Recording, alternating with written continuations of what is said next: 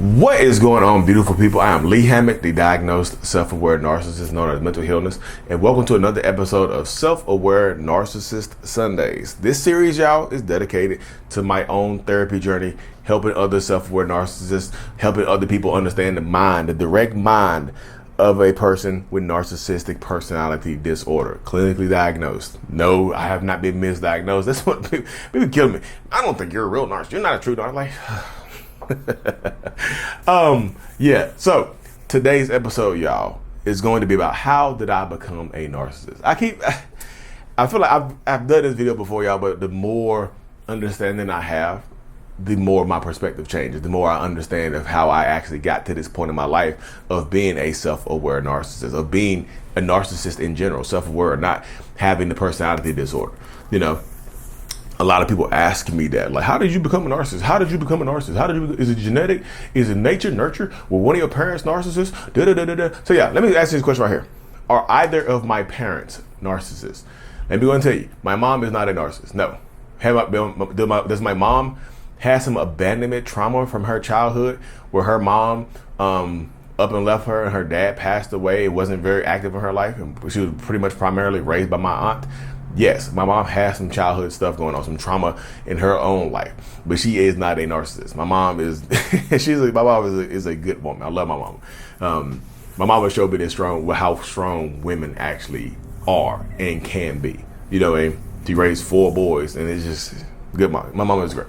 Yes, does she have some childhood trauma? Absolutely. Childhood abandonment issues? Absolutely. You know, she has that, but she's not a narcissist. Now, my dad, on the other hand, I know who my dad is. For the stereotypical folks out there, you probably don't know who your dad is. Yes, I absolutely know who my dad is. For the stereotypical folks out there, yes, I absolutely know who my dad is. My dad was in my life. I know him. He was in my life, but he was neglectful. He was emotionally disconnected. Is he a narcissist?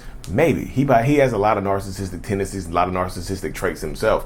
But how did he become that way? You have to dig deeper, y'all. You have to dig a little deeper. If I stayed at the base level and just say, oh, my dad is like this, my mom is like this is who I am. No, that's not enough. So is my dad a narcissist? He has some traits, tendencies, whatever. If he went to therapy, would he be diagnosed? Probably not. I don't think he would get diagnosed as a narcissist because he's actually, like I said, a pretty active father in a lot of my younger siblings' lives. Like they love him to death. You know, I have some animosity towards him because he wasn't emotionally available to us, like me and my twin brother. No, my twin brother is not a narcissist. But he wasn't very emotionally available to us. But as he got older, I feel like he's more emotionally available now. But his father, how did my father become like that? His father, my grandma was not a narcissist. My paternal grandmother was not a narcissist. But my paternal grandfather definitely has some stuff going on. There's definitely something inside of my genetic code for people to be predispositioned with mental health stuff. Because my grandfather, at the age of 27, 28 years old, unalived himself. And I never met him because he was 28 years old. My dad was 7 or 8. Oh, he died. So my dad was 7 or 8 years old in this situation. So my dad was young as hell when my grandfather unalived himself. It was like a Monday morning, 5:30 in the morning, bang. My dad goes downstairs.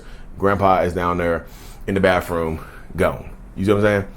My grandpa is gone in the bathroom, then took his own, sent himself out of here because he has mental health stuff going on. I told my therapist that. My therapist was like, yeah, your grandpa might have had undiagnosed schizophrenia, but this is like in the 70s or 80s.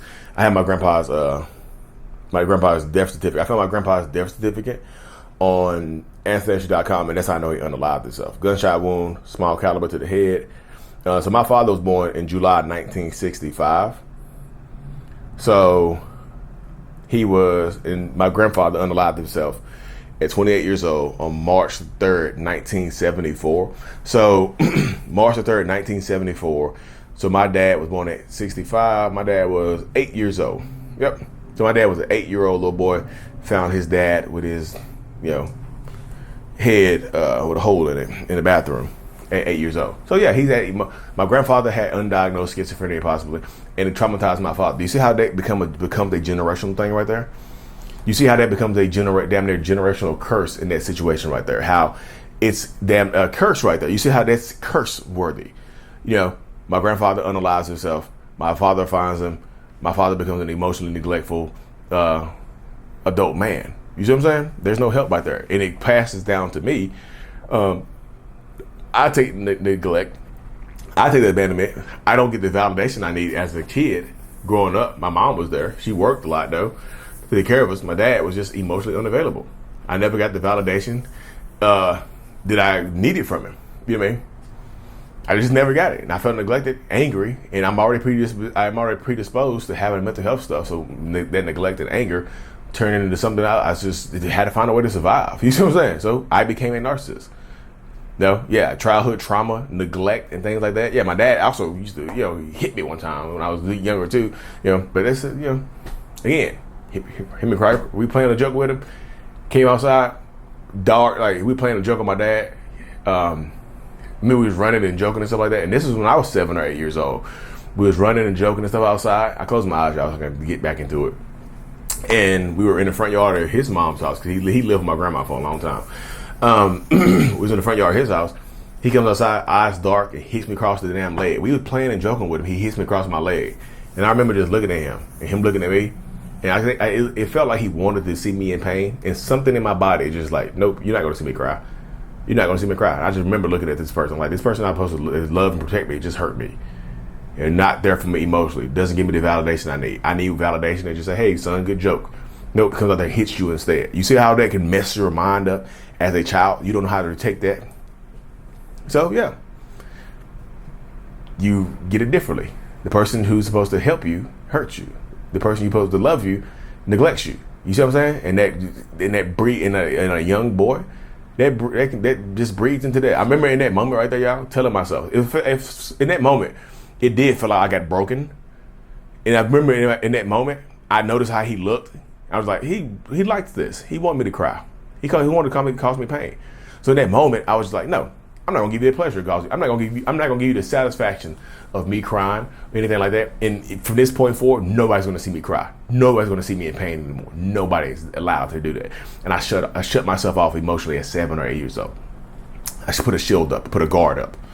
Emotions make you weak. Emotions make other people, expressing your emotions make other people feel better. So yeah, I grew up having to protect myself against. Makes a lot, y'all. But I'm already, you see, again, my grandfather unalived himself, so there's already a predisposition to have some stuff going on. And like I said, I'm pretty sure my dad has a lot of narcissistic traits himself. I talk to him here and there nowadays. We're adults now. I'm a grown man now. I don't have the anger towards him that I used to because of therapy. Therapy has helped me kind of release a lot of the anger and understand that he was a hurt little boy and he just hurt his little boy. You see what I'm saying? You got how generational trauma works. You know how it's passed down from generation to generation until somebody stops it. Until somebody's self-aware enough to stop it. Some people's, like I said, some people's mental health issues are a lot of times are beyond help. Mine isn't. I can put an end to this right now. I can do everything in my power to put an end to this in my family genetic line, in my family lineage, in my family tree. I don't want narcissism, personality disorder, and mental health issues to be one of the apples that you can pick off. I don't want my family tree to bear toxic fruit. I don't want my family tree to bear any more generational traumas. I stop it at now. I go to therapy once a month, twice a month, depending on how every therapy session goes. I don't want my family tree to bear this toxic generational fruit. I don't want that. I'm gonna do a video with my grandpa's death certificate in next couple, maybe on the next Aware Sunday. I'll just break that down right there. Because y'all gotta interact with these videos. People don't watch. This is my least to watch series, which is cool. It's cool, but again, I'm still doing it. This episode, what's episode is this? This is episode 20. I've been doing it for a few months now. It's episode 20 something. So yeah, 20 episodes of self-aware narcissism, straight from the source and whatnot. But yeah, that's how I shut down, y'all. I feel like I had to defend myself. Like again, and I also feel like I had to grow up faster than I would have had to, because my mom worked second shift, right? So my mom worked second shift, so she worked from 3 to 11. For a big chunk of our childhood, she worked from 3 to 11 because that's the only job that she could get back in the day. So she worked from 3 to 11. So my aunt Maxine, rest her soul, was one of the people who helped raise us a lot. My aunt helped raise my mama, and she helped raise us.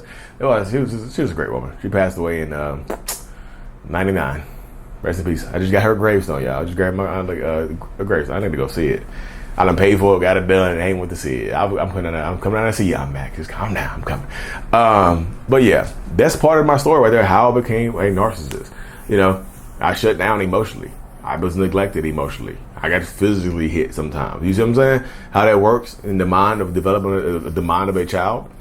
If you've had a child in your life that has experienced this, or you experienced this growing up, it's time for you to go to therapy so that your family tree doesn't bear toxic fruit. You know what I mean? You can't pick a toxic narcissistic apple from my family tree after I'm gone. You know, I'm 38 years old. I understand I don't have a lot left. You see what I'm saying? I understand I don't have a lot left. Well, I have a lot left. I'm just saying I don't have a lot. But who knows how much longer I have. I know time stands still for no one, y'all. I would say that.